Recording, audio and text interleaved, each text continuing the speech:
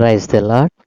ఈరోజు దేవుని వాగ్దానము యెషయా గ్రంథము 1వ అధ్యాయము 19వ వాక్యం. మీరు సమ్మతించి నా మాట వినిన యెడల మీరు భూమి యొక్క మంచి పదార్థములను అనుభవింతురు. ఆమేన్. ప్రభువునందు ప్రియ దేవుని జనాంగమా, మన ప్రభువును రక్షకుడును అయిన యేసుక్రీస్తు ప్రభుల వారి దివ్యనామమున మీ అందరికీ శుభములు తెలియజేస్తూ ఉన్నాను.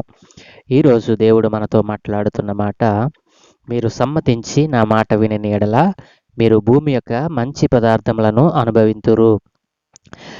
ప్రియమైన దేవుని జనాంగమా, ఎప్పుడు మనము ఈ భూమి యొక్క మంచి పదార్థములను అనుభవింతుమండి.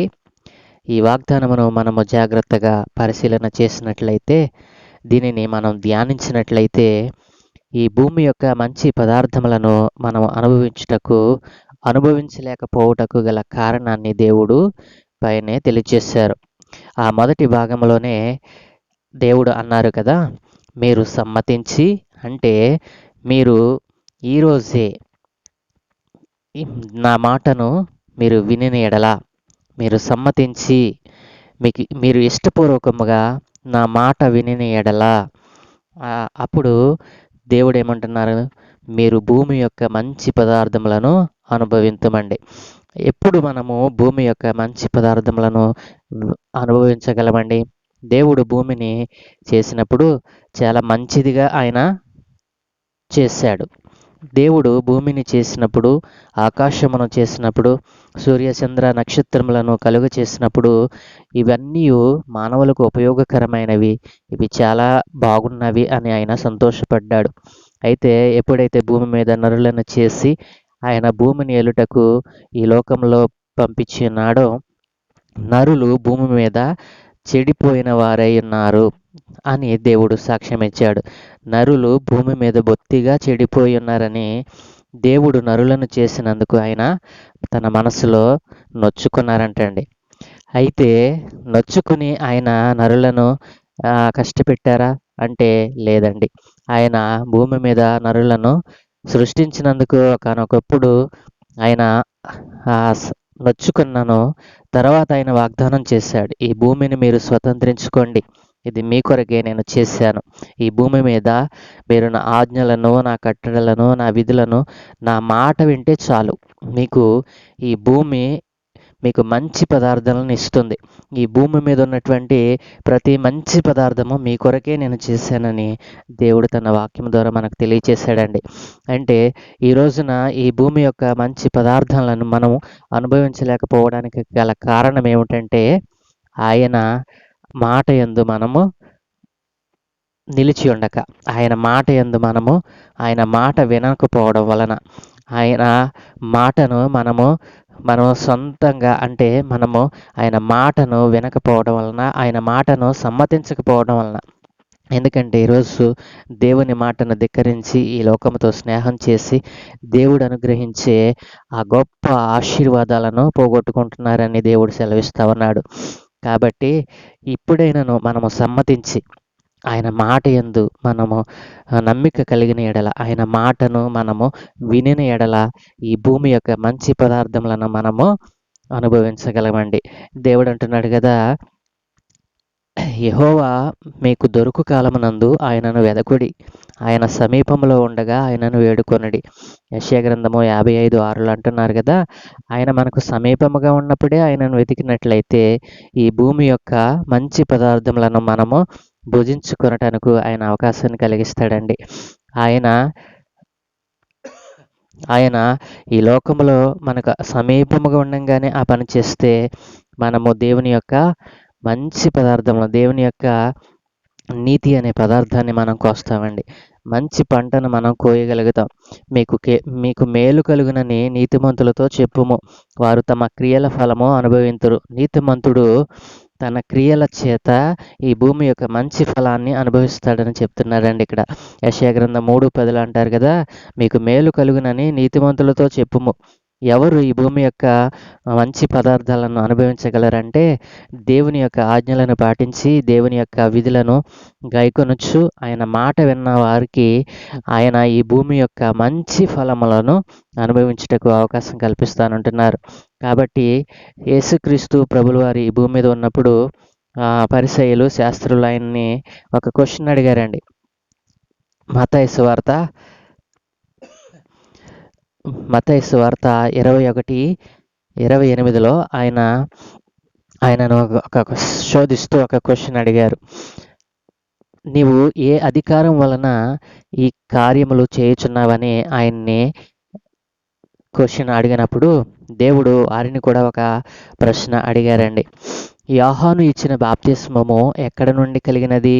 పరలోకం నుండి కలిగినదా లేదా మనుషుల నుండి కలిగినదా అని వారిని అడిగితే వారు దానికి సమాధానం చెప్పలేకపోయారండి.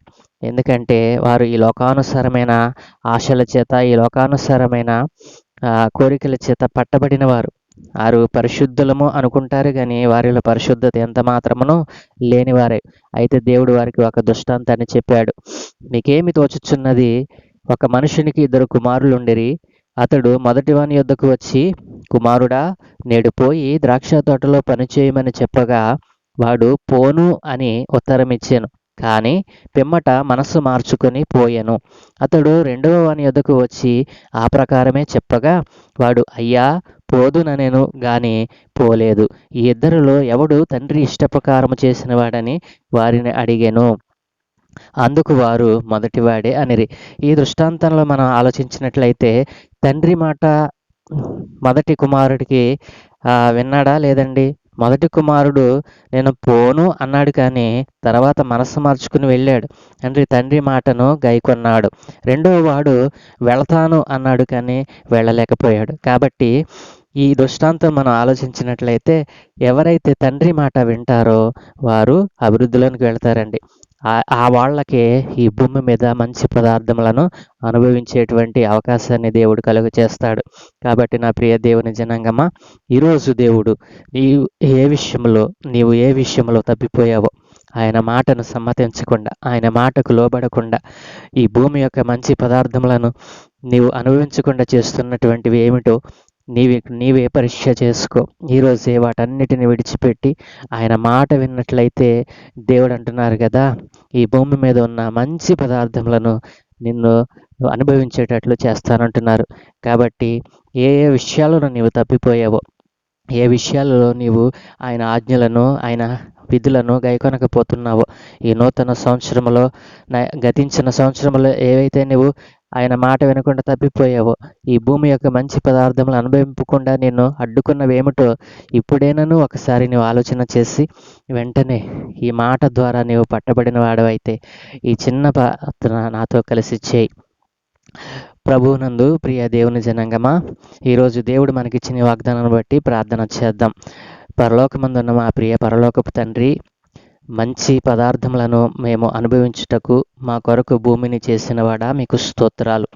ఈ భూమి యొక్క మంచి పదార్థములను అయా ఇదిగో తండ్రి మేము అనుభవించలేకపోవడానికి గల కారణాలను మీరు ఈరోజు మాకు తెలియచేశారు.